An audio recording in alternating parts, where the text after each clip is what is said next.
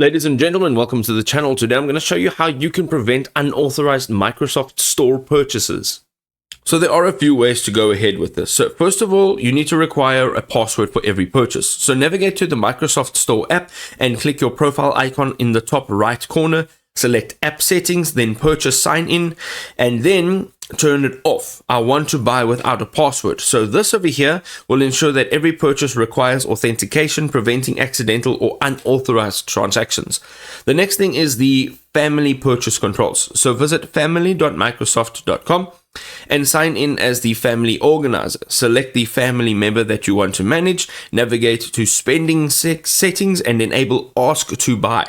This feature will require adult supervision or approval for all purchases made on child accounts, giving you a complete oversight. The next thing is that you need to remember that passwords requirements must be configured on each shared device individually. So whether it's a PC, your Xbox, your tablet, repeat the password requirement settings on every single device and your family users to ensure comprehensive protection across all of your digital ecosystem. The last thing over here is some additional security methods. So make sure that you change your Microsoft account PIN regularly, especially on Xbox consoles.